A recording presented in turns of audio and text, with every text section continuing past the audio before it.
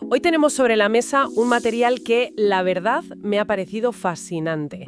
Es un boletín especial de la diócesis de Santa Rosa de Osos, en Colombia, y se centra en la Cuaresma, que, según indica el propio documento, comienza el 18 de febrero de 2026. Hola, ¿qué tal? Y lo que vamos a hacer, si te parece, es un viaje de ida y vuelta. Ajá. Por un lado, vamos a desgranar el mensaje del Papa León para esa Cuaresma, que tiene un título que ya da que pensar: Escuchar y ayunar. Que ya de por sí el título es potente. Exacto. Pero no nos quedaremos ahí. La segunda parte de nuestro análisis será ver cómo esas ideas, que pueden sonar, no sé, muy teológicas, Muy abstracta, sí. pues cómo aterrizan en algo increíblemente concreto. Una iniciativa social que lleva casi medio siglo de historia en Colombia, la campaña de comunicación cristiana de bienes. Has dado en el clavo. Esa es la clave del documento y de nuestro análisis de hoy. Ver el puente que se construye entre la reflexión espiritual y la acción social más tangible. Claro. A menudo pensamos en estos dos mundos como separados, pero es que aquí se presentan como dos caras de la misma moneda. Vamos a ver qué significan realmente escuchar y ayunar en este contexto, y cómo una campaña nacional intenta llevarlos a la práctica de una forma muy directa. Pues venga, vamos al lío.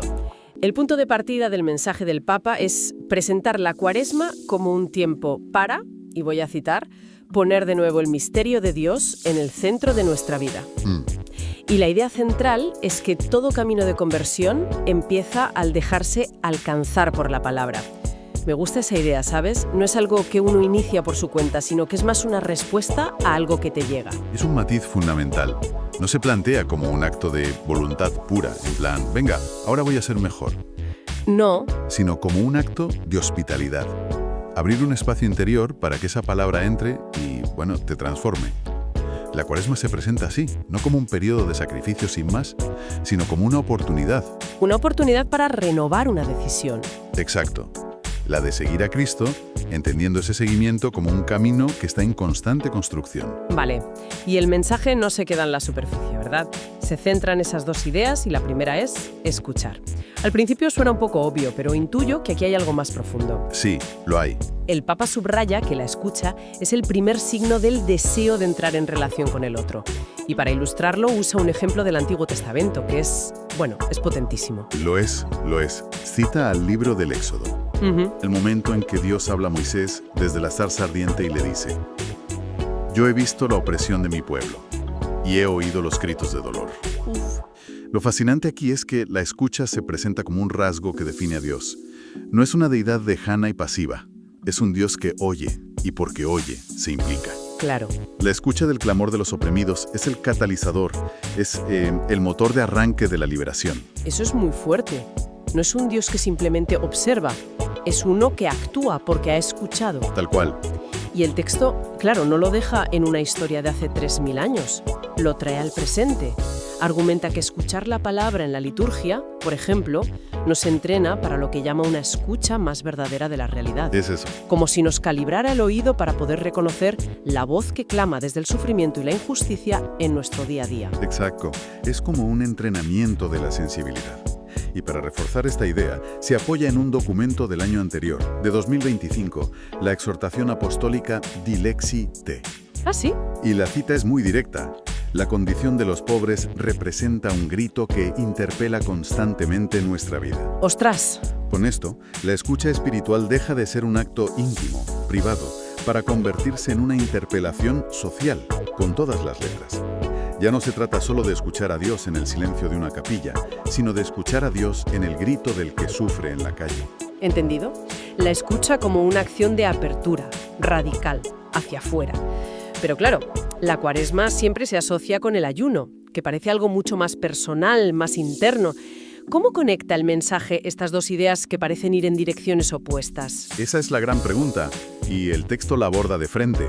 Define el ayuno como una práctica concreta que dispone a la acogida de la palabra. Ajá. Un ejercicio antiquísimo e insustituible. Pero, y aquí está el giro, el ayuno corporal tiene una función de discernimiento. Nos ayuda a darnos cuenta de qué tenemos hambre realmente. O sea que el objetivo no es pasar hambre por pasarla. Para nada. Es ordenar nuestros apetitos para mantener despierta el hambre y la sed de justicia. O sea que la privación física busca hacernos más sensibles a otras carencias más profundas. Pero seamos sinceras, para mucha gente el ayuno es simplemente una dieta con excusa religiosa. ¿Aborda el texto esa crítica? ¿Cómo se asegura de que sea un acto espiritual y no de vanidad? Totalmente. El mensaje advierte explícitamente de ese riesgo. Dice que debe vivirse con fe y humildad para no caer en el orgullo de sentirse superior. Claro, mira qué bien ayuno. Eso es. De hecho, cita a Benedicto XVI, que decía algo muy agudo. Decía, no ayuna de verdad quien no sabe alimentarse de la palabra de Dios. Si el ayuno no te abre a algo más grande, se convierte en un simple ejercicio de autocontrol vacío. La cita de San Agustín que incluye el mensaje sobre esto me ha parecido una pasada. ¿Verdad? Es increíblemente poética. Dice que los hombres mortales tenemos hambre de justicia en esta vida, mientras que los ángeles en el cielo ya están repletos de ella. Y añade que esa hambre, esa carencia, es lo que nos ensancha y nos dilata, haciéndonos capaces de ser repletos en el futuro. Es una imagen que me ha dejado pensando, ¿eh? Es una imagen increíble. Te obliga a parar y a pensar en el deseo no como una debilidad o algo que hay que suprimir, No. sino como el motor que nos prepara para algo más grande, lo que nos hace crecer por dentro. El ayuno, desde esta perspectiva, no es vaciarse, sino crear espacio. Y en esa línea de ampliar el concepto, de no quedarse solo en la comida, llega una propuesta que me parece muy valiente y, bueno, muy moderna. A ver. El Papa invita a una forma de ayuno que a menudo pasamos por alto: abstenerse de palabras que hieren. La propuesta es, literalmente, desarmar el lenguaje. Y esa idea del ayuno de la lengua o del ayuno digital es muy potente, Muchísimo. porque conecta una práctica ascética milenaria con uno de los mayores problemas de nuestro tiempo: la toxicidad, la polarización. En el debate público y en el privado también. Y en el privado. Se trata de renunciar a palabras hirientes, a juicios inmediatos, a calumnias, a compartir bulos. Y se aplica a todos los ámbitos: la familia, el trabajo y muy especialmente las redes sociales y los debates políticos. El objetivo.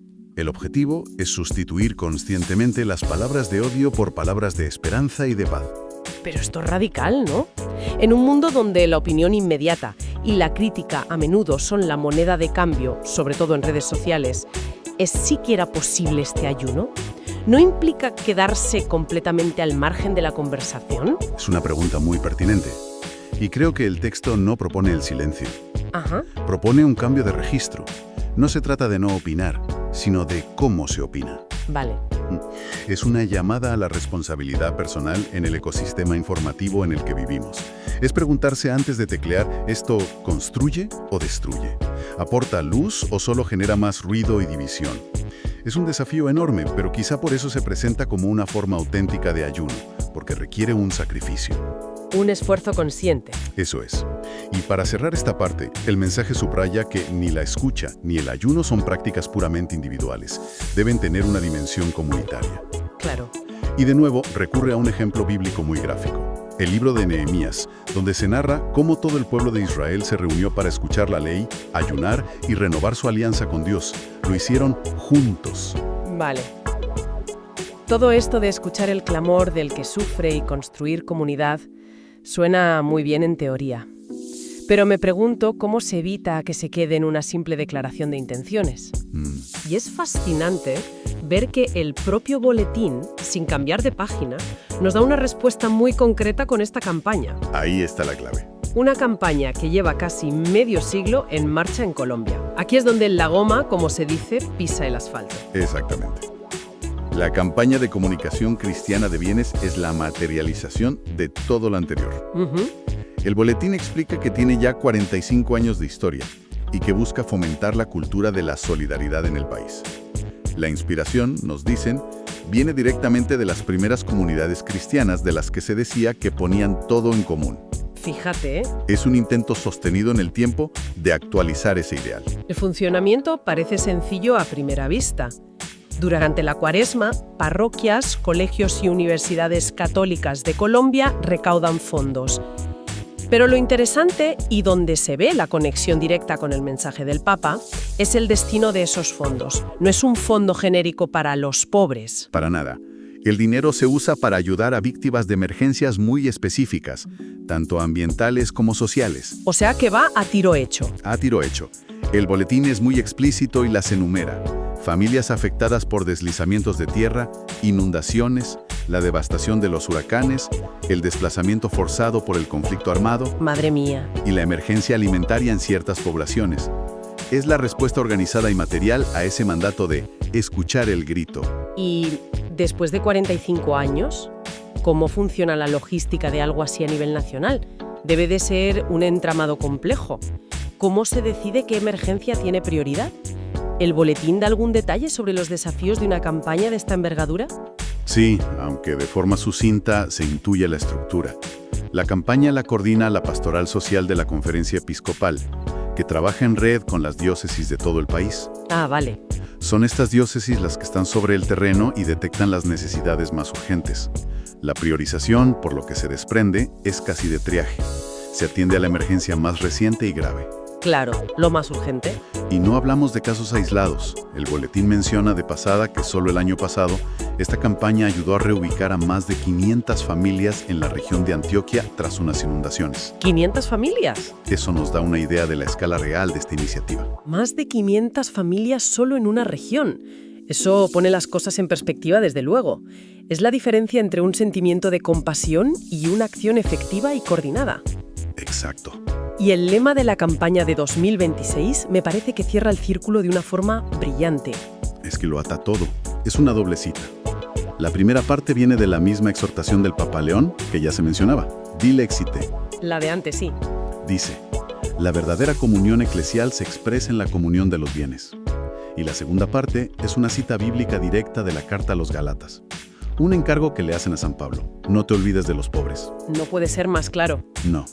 Es el vínculo entre la fe que se profesa, la comunidad que se forma y la acción social que se realiza. Y para rematar, el boletín termina de una forma muy práctica, explicando cómo colaborar. Se puede donar directamente en cualquier parroquia del país o a través de una cuenta de ahorros de la Pastoral Social.